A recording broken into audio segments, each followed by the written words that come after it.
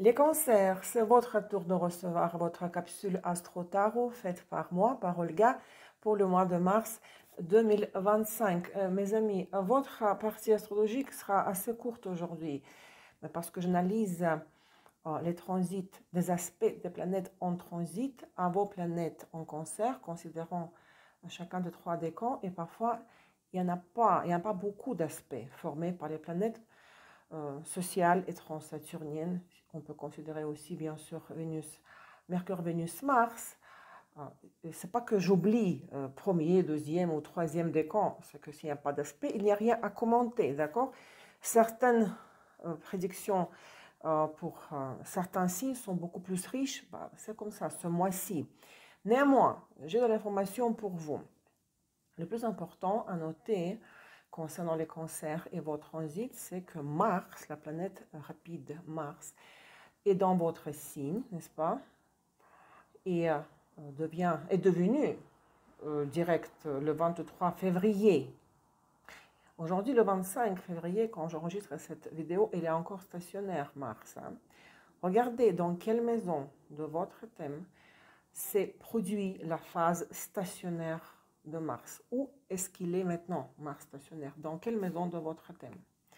Ce phénomène, Mars stationnaire, quand il passe de la phase directe à la rétro et de la phase rétro à la phase directe, la phase stationnaire, on l'appelle, amplifie l'intensité et la frustration, incitant à une maîtrise stratégique de l'action avant une libération d'énergie décisive dans le domaine de la vie correspondant à la maison de votre thème natal, où Mars a repris la marche directe après la phase stationnaire. À partir de maintenant, depuis le 23 février et tout le mois de mars, les cancers nés surtout entre le 7 et le 16 juillet. 7 et le 16 juillet, ce message s'adresse à vous.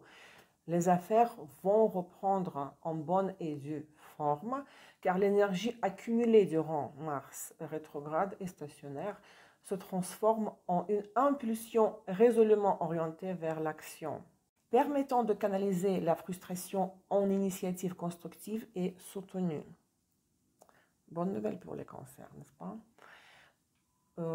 En fait, il y a 2 transits encore.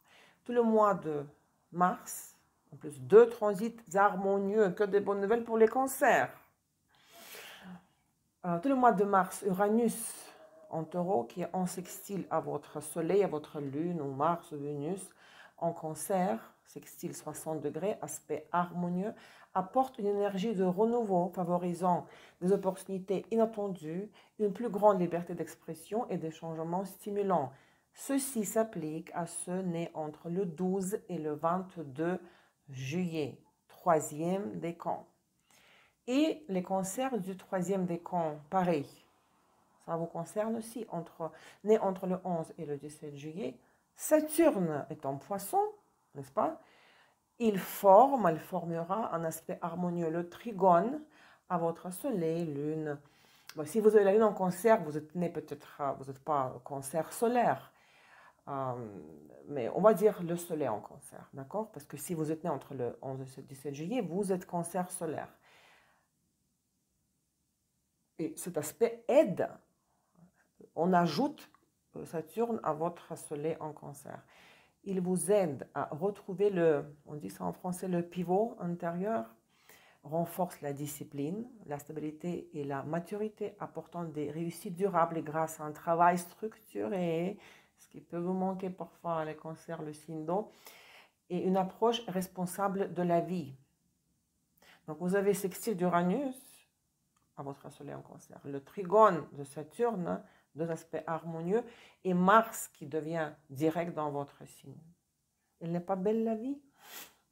La dernière remarque concernant l'astrologie. Le 14 mars, nous avons la pleine lune et éclipse totale lunaire dans 23,56 de Vierge. La lune éclipsée sera dans 23,56 de Vierge et le soleil, logiquement, dans 23,56 des poissons, signe d'eau, et formera le trigone, aspect harmonieux à votre soleil, par exemple, en Cancer. Si vous êtes né durant le 3e décan, il ne faut pas avoir peur des éclipses. Il s'agit de la réinitialisation de la réalité. Il nous apporte, les éclipses, le renouveau, la fin de l'ancienne vie,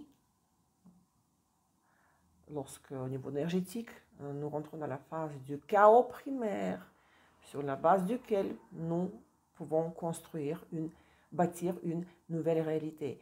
Et dans le cas de l'éclipse pleine lune, éclipse lunaire en Vierge, le soleil étant en Poisson, ces énergies de cette éclipse-là vous aident, vous le Cancer, vous êtes très chanceux, moi, de Mars, en fait. Donc, nouvelles ouvertures, nouveaux horizons. Pour terminer, le taroscope, vous avez eu 4 de Pentacle, 9 de bâton, l'As d'épée. C'est juste un extrait. Le taroscope en entier, en intégralité, se trouve sur la plateforme Patreon. Mon compte s'intitule Astro-Ésotérique Pro FR.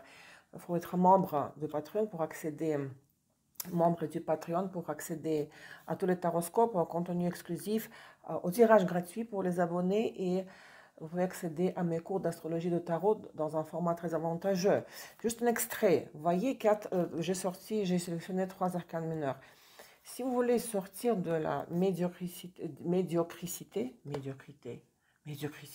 ça se dit pas, quelque chose de banal, rien d'excitant, ne vous sentez pas piégé, comme un animal piégé mis au pied du mur.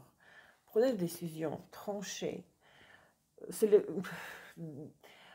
Coupez avec les liens inutiles, hein. Coupez les têtes, départagez, délimitez. Hein. Utilisez l'épée. Décision au niveau mental pour juste, sans aucune émotion, s'il vous plaît. Pour sortir de quelque chose d'ordinaire, pas excitant pour aller vers le meilleur avenir, hein, puisque l'éclipse en plus vous aide dans cela. Dans le conseil, parce qu'il y a aussi la position de l'avertissement, et ça se trouve dans la vidéo intégrale, et encore une fois sur Patreon, vous avez le conseil, dans le conseil les cigognes et la montagne. Si vous voulez débloquer certaines situations de votre vie, la solution à ça, sortir de l'impasse, de la stagnation, c'est de vous mettre en couple ou de déménager, hein, changer de lieu de résidence. Et d'ailleurs, l'impact de la 2e éclipse, c'est la clé, les racines et les épreuves. Certains de vous pourraient avoir des difficultés, des problèmes liés à la famille, au foyer, au loyer, au lieu et les conditions de vie. Donc, la clé, il faudra chercher les solutions. Hein, comment organiser votre quotidien, comment améliorer vos conditions de vie si vous avez de la peine, s'il y a des problèmes avec les voisins, avec les membres de la famille, avec votre logement. Hein, il y aura la solution des meilleures conditions de vie, mais aussi peut-être de changer les relations.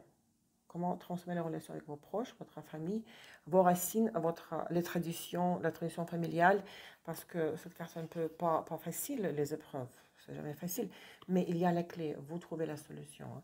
Et cette éclipse-là, la 2e, pourquoi j'ai dit la 2e? La première du 14 mars, pourquoi j'ai dit la 2e? La pleine lune. Oh, vous aide, hein. Bonne chance.